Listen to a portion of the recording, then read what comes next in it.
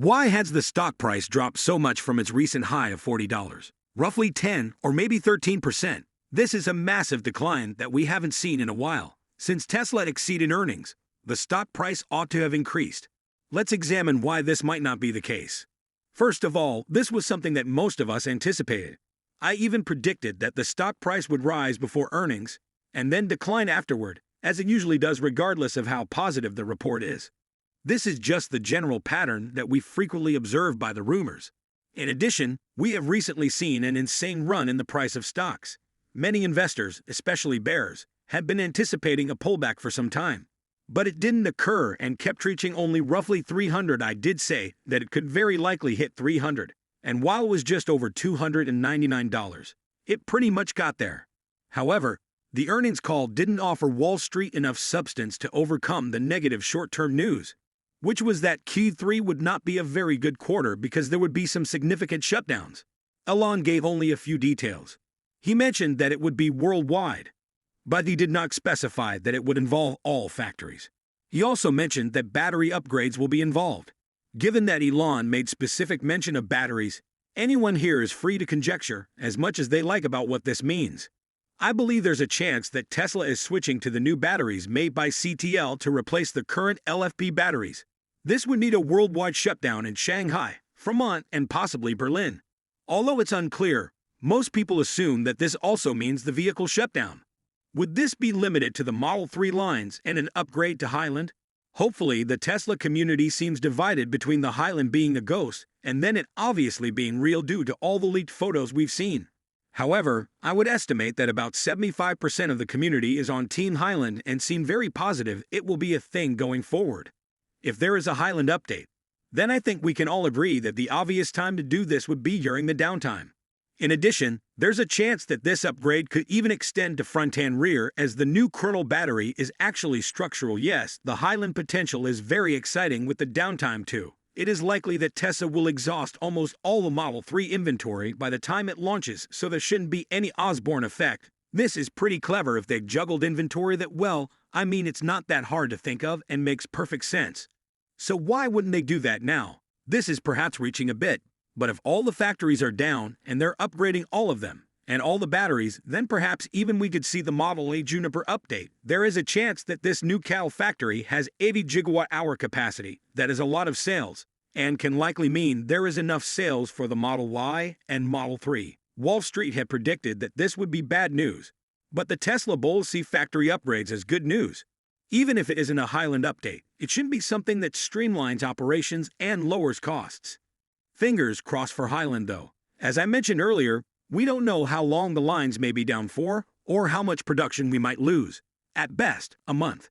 Since we don't know if it's just factories, we might be able to estimate 100,000 fewer vehicles produced.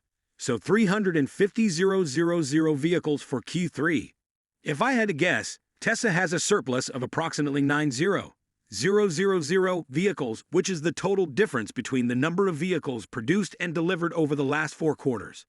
Some of these are in transit, but the majority aren't, so this is only there is a backlog of orders due to the downtime. And Q4 is always the most popular quarter for auto sales and more demand due to the Model 3 refresh and possibly a few Cybertrucks. So Q4 should be a record quarter. I won't even guess as high as 500,000, which will take us close to that 1.8 million target. We can all forget the 2 million target now though because of this downtime, although I have been saying that was unlikely anyway. There are also more concerns about perpetual price drops.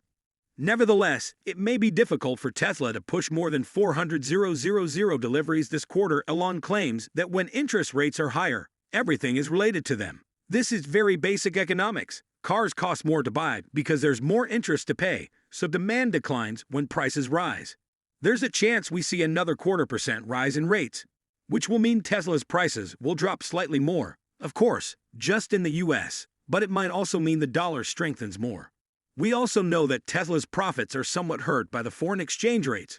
Remember, these are high rates now, and that they will eventually come down if we keep seeing positive effects from disinflation. When rates fall, cars become more affordable and demand rises, so Tesla will obviously raise their prices again, and the margins and profits will return. This is somewhat unavoidably depending on black swan events or anything else that causes economic uncertainty, consumers choose to postpone making larger purchases. Despite this, we saw record sales in Q2, and Elon claimed that the Model Y was the best-selling car globally in Q2, which is quite an accomplishment considering how much more expensive it is than a Toyota Corolla. However, because price reductions are possible, the market detests the notion that some investors believe the stock will drop to $220 or something.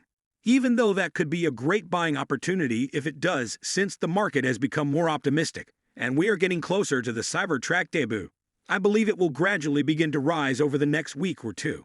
Keep in mind, however, that market sentiment can be very erratic, so I believe this is just a temporary change. Tesla is about to make an announcement that will serve as a timely reminder to the world of the kind of company this is becoming and the early stages in which we are, possibly even starting in Mexico. I don't think anything about a Highland will be announced until the current Model 3 inventory runs out, because that would mean buyers would wait to buy the new model. I sincerely hope the new Model 3 with the new batteries is released because it will show us where the technology is at with regard to EVs and cell batteries and drivetrain efficiency. There are rumors that it will contain a 66 kilowatt-hour battery instead of the existing 60 kilowatt-hour one. It is a structural pack as well, and it may have front and back castings. Range of nearly 300 miles for the rear-wheel drive version. This would be fantastic to witness and demonstrate the market for the electric vehicle (EV) industry, or Tesla, which is primarily still improving in efficiency and range. It often doesn't take much for the market to become interested in Tesla again and be reminded of the great potential the company has. Elon is even still adamant that this year's FSD will be safer than a human, and while he sounds convincing, it's hard to believe in these days. Nevertheless, perhaps there will be significant advancements that will cause people to sit up and take notice, if not at least, that is, the real leaders in artificial intelligence, and will eventually solve FSD. And perhaps this OEM, who is still unknown, will come forward and say they are adopting Tesla FSD soon, which would likely cause the stock to jump 10. While there are plenty of potential catalysts around the corner to send the stock price right back again. With a whopping 20 million electric vehicle sales per year by 2030, the company's aggressive pricing, despite the fact that analysts and investors have been discussing cutting a lot, it is clear that Tesla has a long-term strategy in mind by prioritizing affordability and cost leadership. They've achieved something remarkable. It will be interesting to see what Tesla has in store for the future of the auto industry. The fact that they are using the charging network and that Tesla is genuinely that much ahead of everyone else when it comes to FSD further validates to the market that the company is indeed that much ahead of the competition. Personally, I'm going on vacation for a few weeks, so I may not be able to record as much, but we'll do our best to report anything exciting that comes up in the interim. Thank you for listening. Please hit the thumbs up and subscribe.